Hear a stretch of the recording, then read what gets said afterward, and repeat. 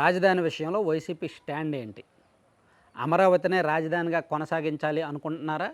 మళ్ళీ ఫ్యూచర్‌లో పొరపాటున అధికారంలోకి వస్తే మళ్ళీ 3 రాజధానుల్లో, 5 రాజధానుల్లో, 10 రాజధానుల్లో, 30 రాజధానులని గేమ్ ఆడతారా? సో, ఇది వైసీపీ స్టాండ్ ఏంటనేది ఒక క్లారిటీ ఇవ్వాల్సిన అవసరం అయితే ఉంది. లేదు లేదు మేము క్లారిటీ ఇవ్వాల్సిన అవసరం లేదంటారా? అప్పుడు జనం డిసైడ్ అవుతారు ఏం చేయాలనేది. సో, ఆ క్లారిటీ ఈరోజు తెలిసిపోద్ది. వైసీపీ వాళ్ళు చేసిన పాపానికి ప్రాయశ్చిత్తం చేసుకుంటారా లేదా, ప్రక్షాళన చేసుకుంటారా లేదా అనేది ఇవాళ తెలిసిపోద్ది, ఇవాళ తేలిపోద్ది. ఎందుకంటే ఈరోజు అసెంబ్లీ సమావేశం ఇప్పుడు ప్రస్తుతానికి జరుగుతూనే ఉంటుంది మేబీ. సో దీని మీద అమరావతి శాశ్వత రాజధానిగా ఉండాలి అని అసెంబ్లీలో తీర్మానం చేసి ఈ తీర్మానాన్ని కేంద్రానికి పంపిస్తారనమాట. ఈ తీర్మానం ఆధారంగా కేంద్రం ఈ బిల్లు ఇది చట్ట సవరణ చేసి శాశ్వత రాజధానిగా గుర్తిస్తుంది. ఇది చాలా ముఖ్యమైన అంశం, మన రాష్ట్ర భవిష్యత్తుకు సంబంధించి అతి ముఖ్యమైన ఘట్టం. ఎందుకంటే రాష్ట్ర విభజన జరిగి దాదాపు 12 ఏళ్ళు అవుతున్నా మనకి శాశ్వత రాజధాని అనేది లేకపోవడం ఒక సిగ్గుమాలిన చర్య. మనందరం కూడా సిగ్గుతో తలదించుకోవాల్సిన అంశం. దీనిలో టీడీపీ పాత్ర కంటే వైసీపీ పాత్రే ఎక్కువ.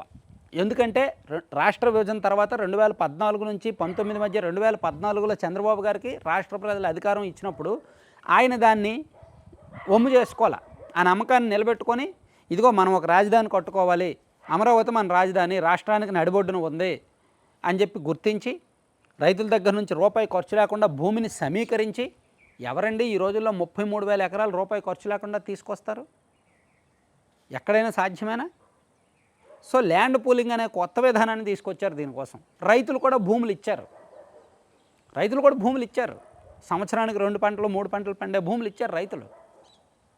సో అక్కడ రైతులు త్యాగం ఉంది, ప్రభుత్వ ప్రణాళిక ఉంది.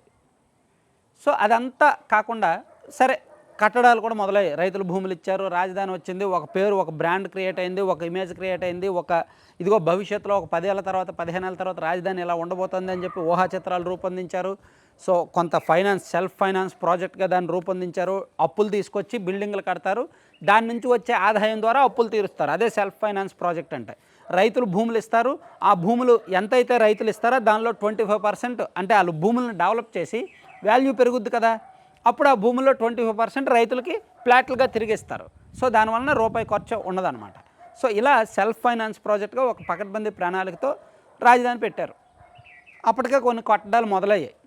2019లో అధికారంలోకి వచ్చిన తర్వాత జగన్మోహన్ రెడ్డి గారు లేదు ఇది రాజధాని వద్దు, ఇది మునిగిపోద్ది, ఇది అలాంటిది ఇలాంటిది, మనకు వైజాగ్ ఆల్రెడీ అభివృద్ధి చెందింది కాబట్టి అది మనం పరిపాలనా రాజధానిగా పెట్టుకుందాము, అమరావతిని కేవలం శాసన రాజధానిగా మాత్రమే ఉంచుదాము, కర్నూలునేమో న్యాయ రాజధానిగా చేద్దామని చెప్పి ఎక్కడా లేని ఒక వికృతమైన ఆలోచన చేశారు.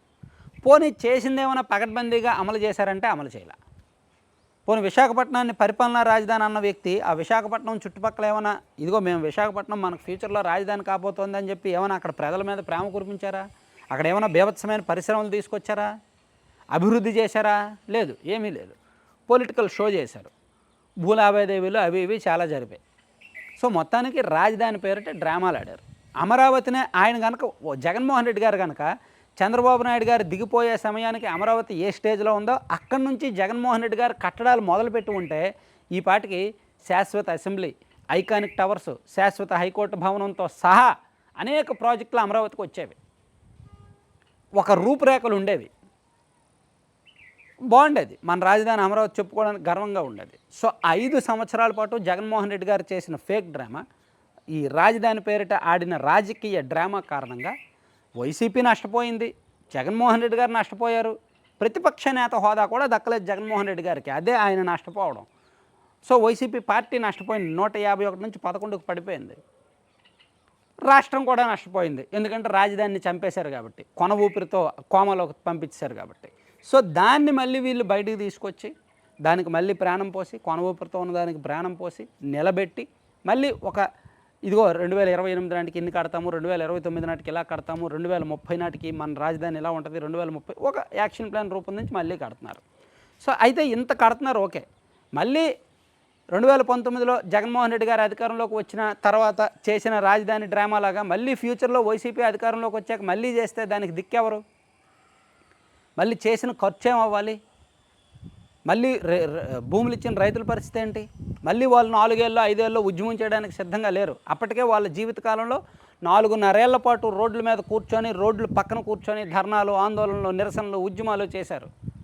సో మళ్ళీ వాళ్ళు చేయడానికి సిద్ధంగా లేరు. కాబట్టి అది శాశ్వత రాజధాని. మళ్ళీ భవిష్యత్తులో ఎవరు వచ్చినా రాజధానిని ఇంచి కూడా మార్చలేరు, ఇంచి కూడా కదపలేరు అని చట్టబద్ధమైన రక్షణ. ఆ చట్టబద్ధమైన రక్షణ కూడా మన రాష్ట్ర అసెంబ్లీలో అలా కాకుండా కేంద్రం స్థాయిలో చేయడమే ఈ బిల్లు ఉద్దేశం అన్నమాట.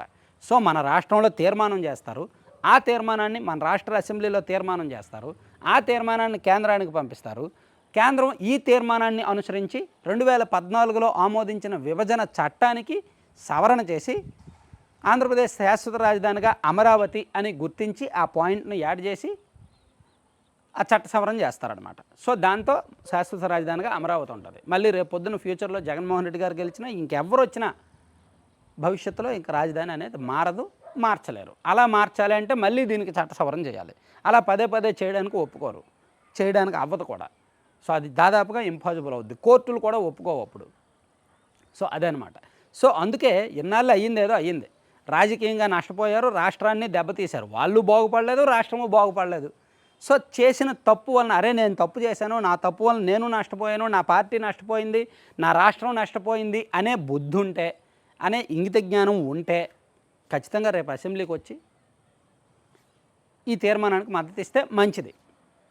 అహంకారం అడ్డం వచ్చి లేదు రాకూడదు అని అనుకుంటే అట్లీస్ట్ ఆ ఎమ్మెల్యేలను పంపించి మీరు వెళ్ళండి, సరే మన వలన రాష్ట్రం నష్టపోయింది కదా, రాజధాని లేకుండా అయింది కదా, మీరు వెళ్ళండి, మీరు ఇచ్చా తీర్మానానికి మద్దతు ఇవ్వండి, మనం దాన్ని రాజకీయంగా ప్రమోట్ చేసుకుందాం, మన వల్లనే అమరావతి కడుతున్నారని బిల్డప్ ఇద్దాం, మనకు అలవాటే కదా, ఆర్సిలార్ మిత్తలు మనకు సంబంధం లేకపోయినా మనం తెచ్చినట్టు చెప్పుకున్నాం కదా, గూగుల్ డేటా సెంటర్ మనకు సంబంధం లేకపోయినా మనం తెచ్చుకున్నట్టు చెప్పుకున్నాం కదా, అలాగే అమరావతికి మీ 10 మంది వెళ్ళండి చాలు, ఆ 164 మంది కంటే మీ 10 మంది వెళ్ళి తీర్మానానికి మద్దతు ఇస్తే మన వల్లనే రాజధాని కడుతున్నారని చెప్పి, మన వల్లనే రాజధాని పూర్తయిందని చెప్పి 2029 ఎన్నికలకు ముందు ప్రచారం చేసుకోవచ్చాము. సో అవకాశం కూడా లేకపోలేదు కదా. సో అందుకే ఏదైనా సరే మీరు భవిష్యత్తులో ఏదైనా ప్రచారం చేసుకోండి, అనవసరం. కానీ రాజధాని పేరిట చేసిన పాపానికి ప్రక్షాళన జరగాలంటే వెళ్తే మంచిది, తీర్మానానికి మద్దతు ఇస్తే మంచిది. కానీ నాకు తెలిసి వెళ్ళరు అసెంబ్లీకి, ఈరోజు అయితే వెళ్ళే అవకాశం లేదు. వాళ్ళు వెళ్ళినా వెళ్ళకపోయినా తీర్మానం వెళ్ళడం తథ్యం, చట్టం సవరణ జరగడం ముఖ్యం, తథ్యం. ఆంధ్రప్రదేశ్ శాశ్వత రాజధానిగా అమరావతి అనేది ఉండడం తథ్యం. Thank you. కంటెంట్ అయిపోయిందండి. కంటెంట్కి సంబంధం లేకుండా ఒక చిన్న ప్రమోషన్ అండి, వీలైతే ఒక్క నిమిషం చూడండి. ఎందుకంటే కొంతమంది మహిళలు, బిలో మిడిల్ క్లాస్ మహిళలందరూ కలిపి ఒక కొత్త ప్రోడక్ట్ లాంచ్ చేసి లడ్డూపల్లెం అనేదాన్ని తీసుకొచ్చారు. సో ఈ లడ్డూపల్లెం ప్రత్యేకత ఏంటంటే millets, seeds, dry fruits, nuts, వాటితో అంటే రైతులు ఆర్గానిక్గా సేంద్రియ పద్ధతుల ద్వారా ఉత్పత్తి చేసిన పండించిన దాన్ని వీళ్ళు కొనుగోలు చేసి ఆ లడ్డూలు, వీటిలో ఎక్కడా కూడా షుగర్ వాడరు, పంచదార వాడరు, బెల్లం పొడి లేదంటే డేట్స్ పౌడర్ వాడతారనమాట. 22 రకాల లడ్డూలు ఉంటాయి వీళ్ళ దగ్గర. బాగుంటాయి, టేస్ట్ ఉంటుంది, ప్యాకింగ్ కూడా బాగుంటుంది. వీళ్ళ ప్యాకింగ్ కూడా ఎక్కడ పగలకుండా ఎంత దూరం అమెరికా పంపిస్తారు, లండన్ పంపిస్తారు, చాలా దేశాలకు పంపిస్తారు. అంత దూరం ఎలా వెళ్తాయి లడ్డూలు? సాధారణంగా పగిలిపోతాయి కదా, వీళ్ళ దగ్గర పగలవు. ఎందుకంటే వీళ్ళు ఒక ట్రే వాడతారు, ప్లాస్టిక్ ట్రే. ఆ ట్రేలో లడ్డూలు పెట్టి దాన్ని హైజీనిక్ ప్యాకింగ్ చేస్తారనమాట. సో ప్యాకింగ్ బాగుంటుంది. అలాగే డిస్కౌంట్లు కూడా ఉన్నాయి. 2 తెలుగు రాష్ట్రాలకు ఫ్రీ షిప్పింగ్ ఉన్నాయి అండ్ డిస్కౌంట్లు కూడా ఉన్నాయి. సో అలాగే వీళ్ళ దగ్గర పౌడర్స్ ఉంటాయండి. ఏబీసీ పౌడర్ అంటే Apple beetroot carrot powder and Amla beetroot carrot powder, protein powder, dates powder and పిల్లల కోసం, పెద్దవాళ్ళ కోసం మునగాకు పొడి, జామాకు పొడి లాంటి పొళ్ళు అండ్ పిల్లలకి హాట్ స్నాక్స్. ఇప్పుడు మనం పిల్లలు వచ్చినప్పుడు ఏ జంక్ ఫుడ్స్, ఫాస్ట్ ఫుడ్స్ పెట్టాకంటే రాగి, సజ్జ, జొన్న, కొర్రతో చేసిన స్నాక్స్ ఇవ్వడం మంచిది. సో అవన్నీ కూడా వీళ్ళ దగ్గర దొరుకుతాయి. సో వీలుంటే లడ్డూపల్లెం.com సైట్ విజిట్ చేసి ఆర్డర్ చేసుకోండి, లేదా 9997839994 నెంబర్కి వాట్సాప్లో మెసేజ్ పెట్టి లేదా కాల్ చేసి ఆర్డర్ చేసుకోండి. Thank you.